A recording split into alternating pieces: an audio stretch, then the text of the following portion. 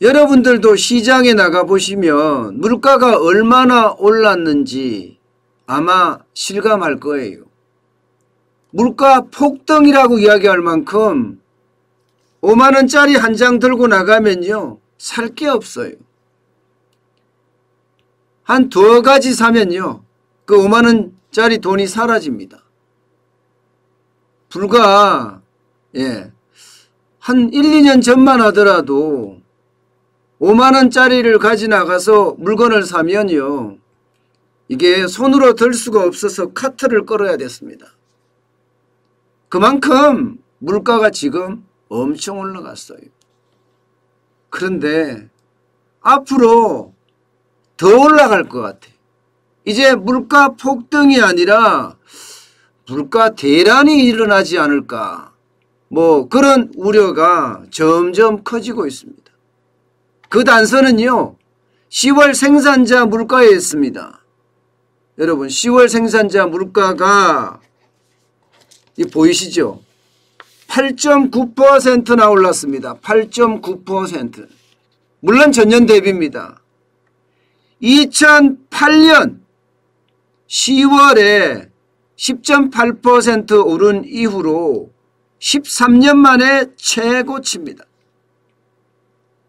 작년 4월 이후로 보면요 역대 최고치를 7개월 연속 갈아치웠습니다.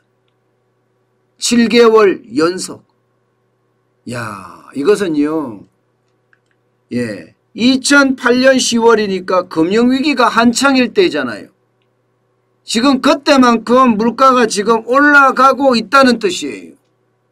그때만큼. 그러니까 지금 작년에 코로나19의 위기가 우리가 최악을 겪었다고 이야기한다면 2021년 현재는요 이제 물가를 중심으로 한 또 하나의 위기가 만들어지고 있다 이렇게 해석할 수 있는 지표입니다. 그만큼 말입니다. 물가가 자고 일어나면 올라갔다 이렇게 이야기할 정도로 너무 급하게 올라가요. 게다가 요즘 말입니다.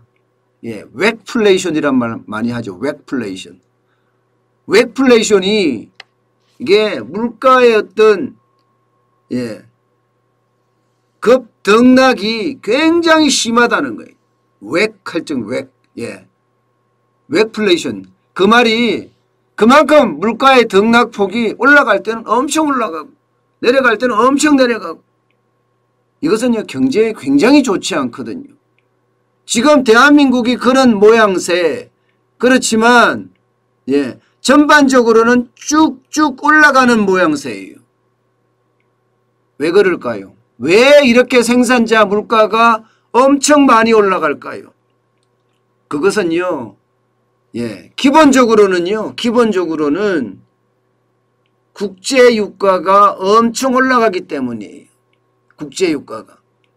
그러니까 국제유가가 올라가는 그 형태에 따라서 지금 생산자 물가도 엄청 올라가고 있습니다. 1월만 하더라도 0.9% 수준이었거든요. 야, 이거 뭐 생산자 물가 안 올라가네. 이렇게 이야기했습니다마는 4월부터 올라가기 시작했습니다. 6%. 7월에는 7.4%가 올라가더니 급기야 10월에는 8.9%가 올라가는 초유의 상황을 맞기 시작한 겁니다. 생산자 물가가 이렇게 오른다는 것은 결국 말입니다. 다음 달이 되면 이게 10월이잖아요. 그럼 11월 달이 되면 소비자 물가가 더 많이 올라간다는 이야기예요. 소비자 물가가. 생산자 물가는 소비자 물가의 선행지표입니다. 선행지표예요. 그러면 한 달 전에 생산자 물가가 한 달 후에 소비자 물가에 그대로 반영되거든요. 수입 물가만 하더라도 시간이 좀 걸리잖아요. 그죠? 원재료를 수입하니까 뭐 에너지든 곡물이든 광물이든 이게 제품으로 만들어져서 소비자에게 나오기까지 시간이 좀 걸려요.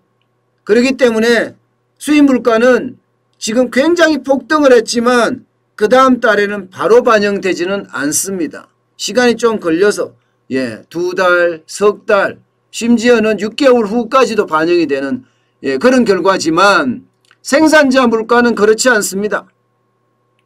무조건 반영이 그 다음 달에 됩니다. 그렇기 때문에 생산자 물가는 어쩌면 말입니다. 충격을 줄 수도 있습니다. 특히 소비자 물가에 엄청 충격을 줍니다. 여러분, 국제유가가 얼마나 올랐길래 이렇게까지 충격을 주나 이런 생각이 드시죠. 실제로도 많이 올랐습니다. 이걸 한번 보세요. 석탄이나 석유 제품이 무려 말입니다. 12.6%나 올랐어요. 전월 대비해서. 전년 대비해서.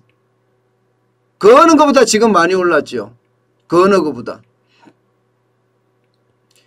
농림수산업은 마이너스 4.7%가 될 정도로 지금 안정화 모습을 찾아간다면 석유나 석탄 제품이 12.6%로 폭등을 하는 거예요. 그러면 여러분 점점 전력, 가스, 수도, 폐기물 쪽도 올라갈 수밖에 없습니다. 2.3%까지 올라갔어요. 게다가 수입 물가도 점점 반영이 되니까 공산품 물가가 1.8%까지 올라갔습니다. 1.8%까지. 운송은 0.1%가 빠졌지만 음식점이나 숙박은요. 이게 식재료가 워낙 많이 상승했잖아요. 쌀값만 하더라도 폭등했다고 이야기할 만큼 많이 올라갔잖아요. 그러다 보니까 음식점이나 숙박에도 0.3%가 올라가는 그런 상황에 지금 놓이게 됐습니다. 결국 말입니다.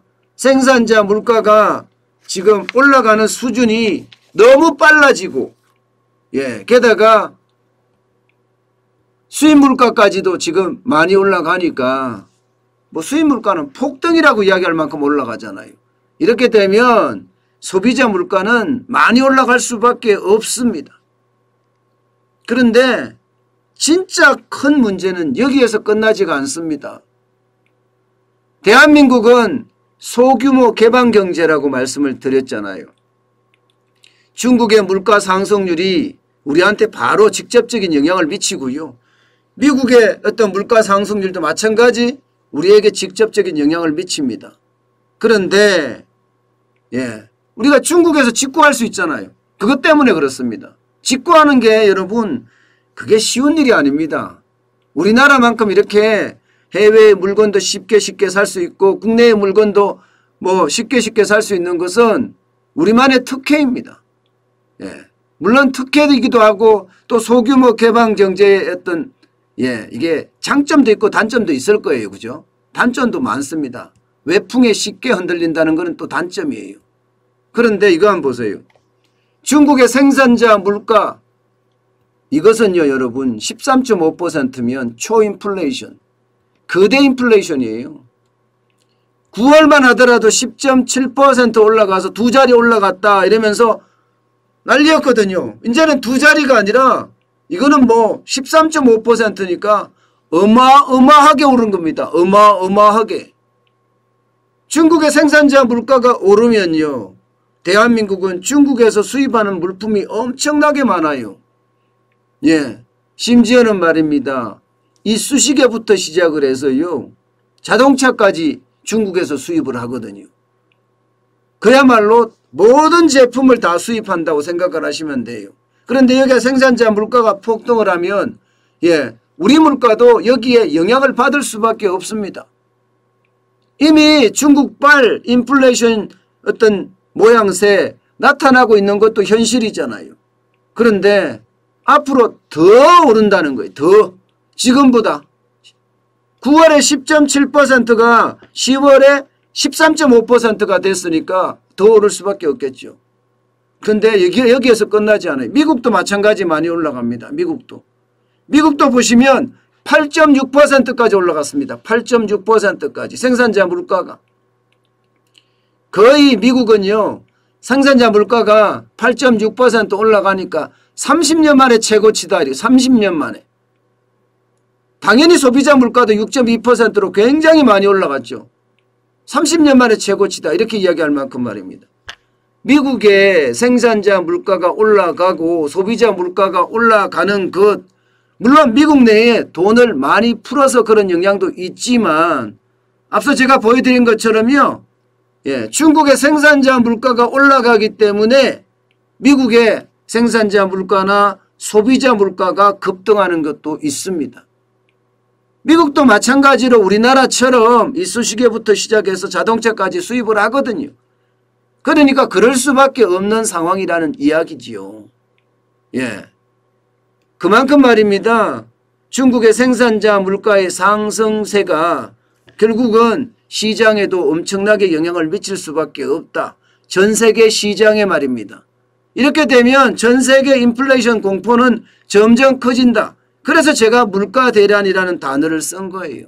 우리도 소비자 물가가 지금 10월에 3.2%까지 올라갔잖아요. 이게 말입니다. 11월이나 12월에 되면 조금 줄어든다고는 이야기하지만 2% 넘게는 계속 유지될 것으로 보입니다. 여기에다가 여러분, 전 세계는 집값에 대한 것을 소비자 물가에 반영을 하거든요. 대한민국은 집값에 대한 것을 소비자 물가에 반영하지 않습니다. 월세나 전세값은 소비자 물가에 반영하지만 집값은 반영하지 않기 때문에요. 이것까지 만약에 포함했을 경우에는 우리도 지금 현재 소비자 물가가 거의 5%가 넘습니다. 집값이 2%는 올리니까요. 그만큼 말입니다. 물가에 대한 우려는 점점 커지고요. 정부는 일시적이다 이렇게 이야기하면서 물가에 대한 다양한 정책을 내놓지 못했습니다. 그러다 보니까 지금 물가 폭등, 인플레이션에 대한 우려, 여기 한 발 더 나아가서 스태그플레이션에 대한 우려는 점점 커지는 거예요. 저성장 고물가가 스태그플레이션인데 저성장 고물가가 지속이 된다면 대한민국에는요 진짜 악영향을 끼칠 겁니다. 저는 물가 대란이라고 이렇게 썼는 이유는요.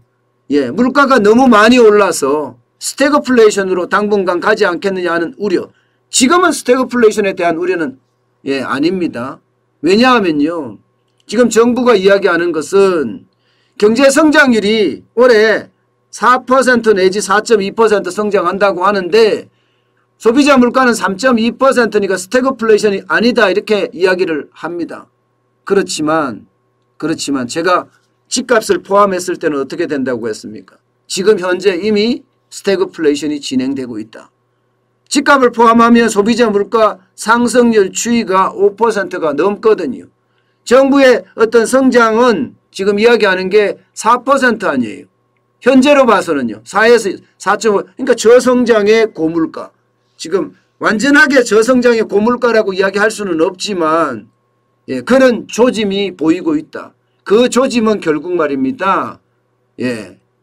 우리 경제의 스태그플레이션이 더 확대되면서 당분간 저성장 고물가가 오지 않겠느냐 하는 우려감이 점점 높아집니다.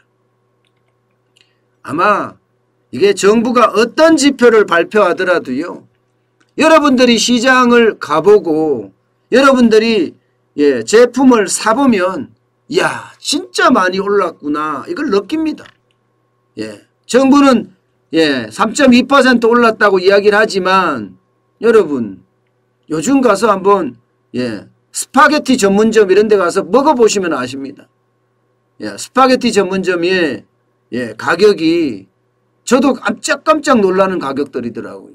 10,000원 이하는 없습니다. 10,000원 이하는. 전부 다 12,000원, 13,000원, 심지어는 14,000원, 15,000원까지 합니다. 그 정도로 물가가 엄청 올랐기 때문에 이게 스파게티 먹는 것도 주춤주춤하게 되거든요. 주춤주춤하게 돼요. 이게 이제 저성장으로 가는 최악입니다. 제가 직접 현장에서 느끼는 거예요. 제가 직접. 야 스파게티 먹으려고 그러면 둘이서 먹으려고 그러면 25,000원 가지고는 안 되겠는데 이렇게 생각하거든요. 적어도 30,000원은 들어가야 되겠는데 이러면 점점 소비를 줄일 수밖에 없어요. 더 싼 집으로 움직이기 때문에. 저 역시 마찬가지거든요. 저 역시. 그렇게 자꾸 싼 집으로 움직이게 되고 소비를 줄이게 되면 이게 결국은 저성장의 원인이 되는 거죠.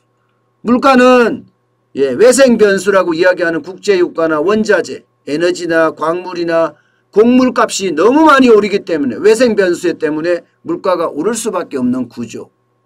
그렇다면 우리 경제가 생각했던 것보다가 스태그플레이션에 많이 노출돼 있다. 이렇게 이해할 수 있습니다. 그렇지만 장기적으로는 저는요. 스태그플레이션보다는 디플레이션이 더 무섭다고 생각해요.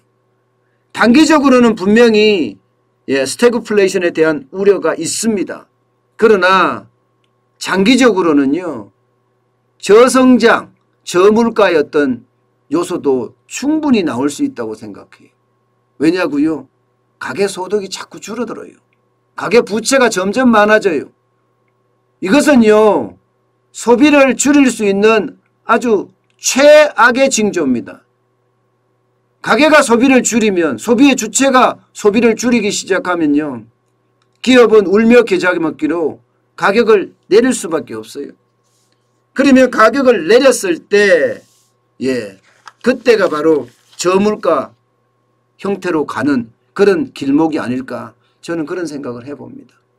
어쨌든 지금 현재는요. 스태그플레이션에 대한 우려감이 크다는 것 우리는 좀 알아놓으면 좀 좋지 않겠느냐 그런 생각해 봅니다.